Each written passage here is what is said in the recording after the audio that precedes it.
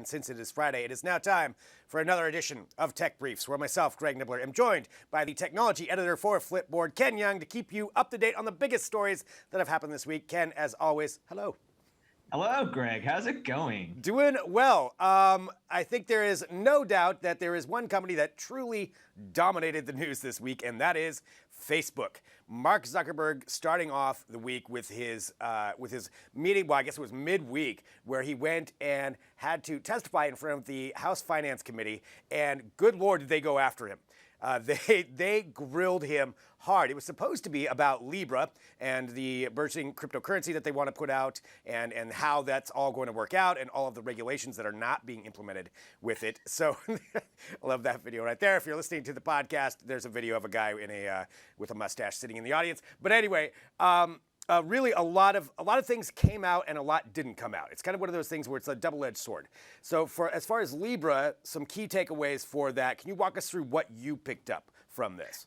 So first of all, yes, you're right.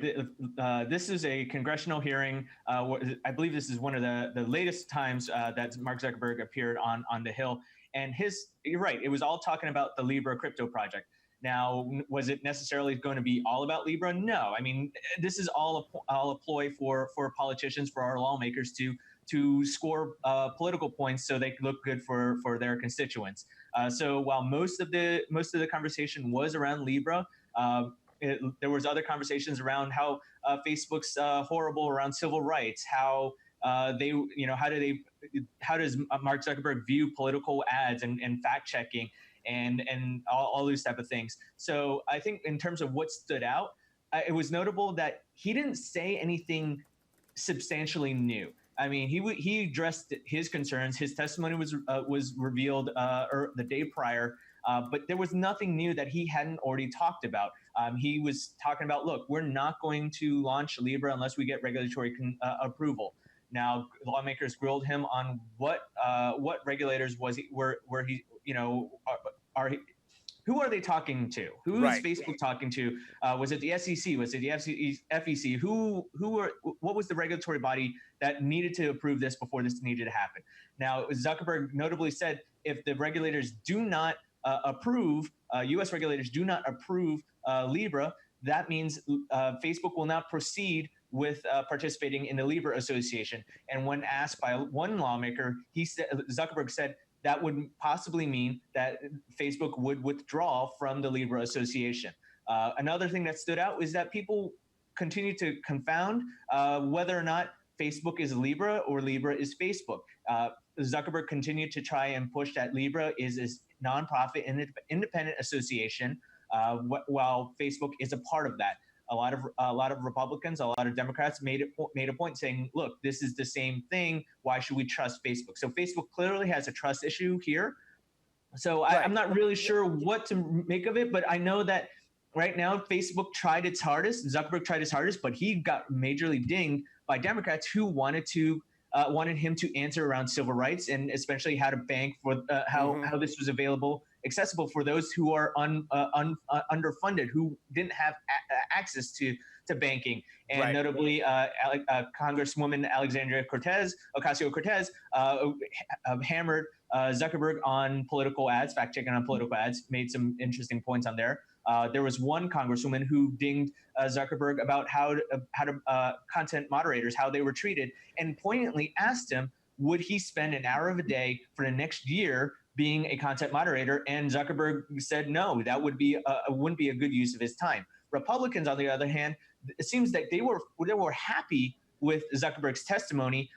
They weren't, contrary to previous appearances where they were hammering him over perceived conservative censorship on Facebook. But the thing that struck me was that they were saying, look, why is Libra Association not based in the U.S.? Why is it based in Switzerland? Yeah, and that's a definite point of contention. I mean, when you talk about his push there to say that, oh, Libra's a separate organization, well, Facebook spearheaded this. I mean, they were wrapped up in this from the beginning, and granted, they brought in a bunch of other companies, but now all of those companies are going away. A lot of them. There's still certainly some there, but some of the big players, PayPal, MasterCard, Visa, they're starting to pull out. And and Facebook really is the big one standing there. So to try to separate it now and say, oh no, we're not Libra. I don't know what you're talking about.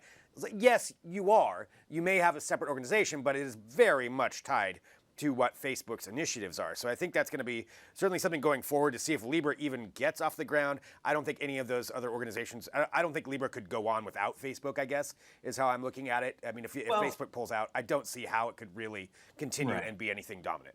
Oh yeah, people, the lawmakers did hound him about like, oh, you had Stripe, PayPal, eBay, Visa, MasterCard, all these major stable companies pulling out. What does that tell you? But then Zuckerberg said, look, we have a lot waiting in the wings. Now, funny enough, yesterday, Twitter held a news summit in New York where he was asked about Facebook Libra and asked whether Twitter would participate in the Libra Association. And Jack Dorsey, Jack Dorsey, and Jack Dorsey apparently said, "Hell no." Yeah. He doesn't believe that Libra. It seems like Facebook is, confounding what cryptocurrency is, and said that Libra doesn't actually have to be a cryptocurrency.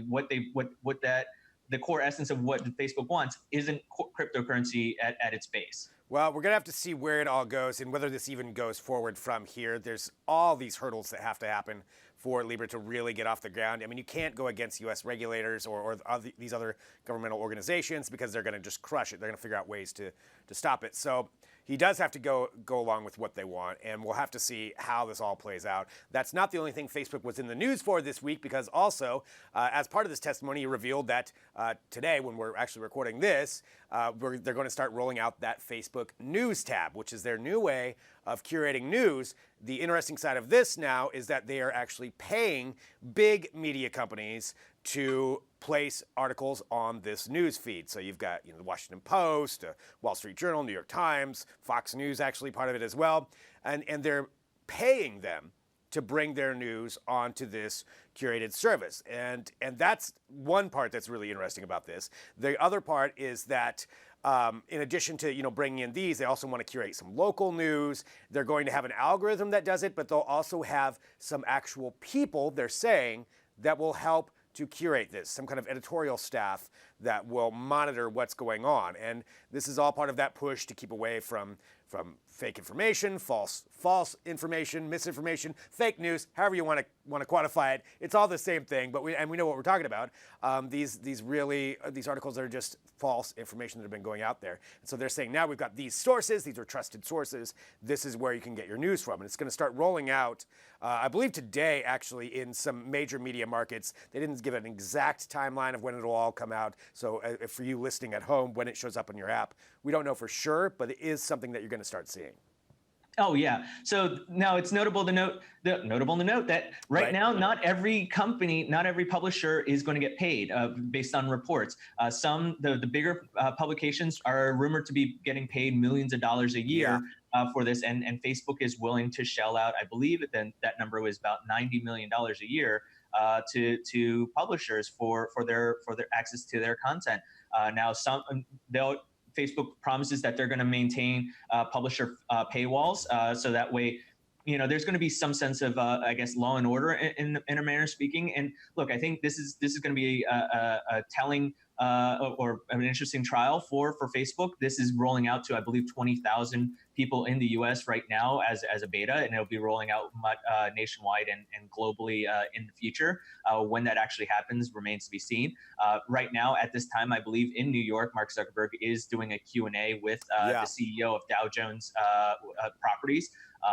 And to announce this formally, but this is the latest attempt to bring news into the news feed. Now, if you recall, Facebook has been tweaking their news feed to kind of surface more content from friends and family versus publishers, in light of people complaining about fake news, misinformation, disinformation, whatever have you not. So this is going to be. I'm looking forward to seeing what they do. Especially the fact that they're bringing in human editors, and they're also using algorithms as well. So this is less about trending news. This is going to be surfacing quality news from quality publications. There are people on social media that are kind of like expressing concern, especially in light of like, okay, wait, this is Facebook. And that's the thing. Trust them? Yeah, it's Facebook involved, so everybody's going to question this, I think, until which is why it is a smart move on their part to bring in, reliable publishers and trusted sources to try to say, hey, it's them that's doing this, that's bringing you these articles, these stories. But yeah, how it all shakes out, I can't wait till it rolls out on mine because I want to try it. I just want to see what it's like, what that experience is like. But we'll find out more once that actually rolls out. And like you said, Zuckerberg, I believe, talking, today in New York about this. So we'll find out more as that goes through. And as always, you can follow up on Digital Trends or on Flipboard and stay up to date with all of this. The other big thing that we want to get in here is just going from Zuckerberg and Facebook to Elon Musk and Tesla. Elon Musk in the news and getting a big victory this week for himself. There's a lot of people that were anticipating this reveal of the third quarter earnings, expecting it not to be good, and instead they turned a profit. They made some money this time around. They had the production boost that had already happened, so that was some good news. We didn't know if they were going to make a profit, but they did, which certainly is a boon to Tesla in general. They've had a lot of rough months over the last year when it comes to that, when it comes to turning a profit, but now it looks like they're on the right track, and this is a pretty big thing. There were a couple of other announcements too that came along with this of what we could expect in the future when it comes to the manufacturing side, or as far as the things that are going to come out with the Tesla, including full self-driving mode, where he is saying that could even start rolling out later this year. That seems like a bit of a pie-in-the-sky promise to me, just based on some of the things that Elon has done before. You never know. Maybe it will. But I feel like there's a lot there that has to happen before we really get this full self-driving mode. Oh, right. Yeah. So, I mean, look, it was earlier this month, I believe, when Tesla announced 97,000 cars in production this quarter, which blew away their previous record in second quarter of I think 86,000 plus cars that they produced. So this on top of that record number is certainly an achievement for Tesla, and not to mention the fact that they've started production on cars in China through their Shanghai factory, which was built also in a record 168 working days. So I mean that's massive. Now China will be able to have their own Tesla vehicles without having to necessarily incur tariffs based on the U.S.-China trade war that's going on. But I think this is going to be pretty interesting. Now they've, I believe during the earnings call, Elon also teased the new pickup truck that is supposed to be cost like less than $50,000 and be better than I guess the industry leading Ford F-150. So who knows when that? I think that's supposed to get revealed next month. But I think he teased it a little bit more during the earnings call, saying that that this is going to be one of the best products Tesla's ever built. Now, I mean, look, doesn't everyone always say that phrase? This is the best product that we've built. I think look at every Apple keynote. Tim Cook always will say that same phrase. So, right. I mean, who knows, right? And that's one of the things that he's saying this. I think this is coming on the heels though of Bollinger releasing their EV truck, and then Ford with their F-150 EV version that's going to be coming out next year. That's going to be some big competition. So they're almost a little bit behind the game right now as far as not revealing what this thing's going to look like. He said it's going to have some kind of Blade Runner style to it, that it's not going to be for everyone, and he's calling it a cyber truck. So I want to see what this thing looks like so badly. So hopefully, like you said, we might get to see that next month. But we'll keep you up to date on all of that. But I think look, you're going back to what you're talking about, the full self-driving vehicle. That's kind of in part with Elon Musk also touted that, look, he's going to have autonomous taxis out in the markets, I believe in select U.S. markets later this year. Now, if you remember, I guess it was weeks ago, we were talking about the fact that Elon boasted that, look, we're going to have 1 million autonomous taxis out in the road this, I think it was by this year or next year. I mean, who knows if he's actually going to hit that mark, but he's getting started on that.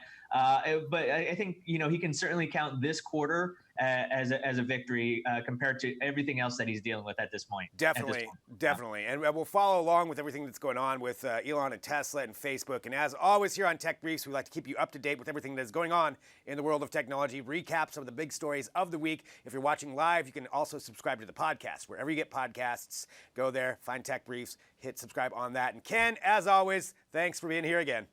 Thanks, Greg. Appreciate it.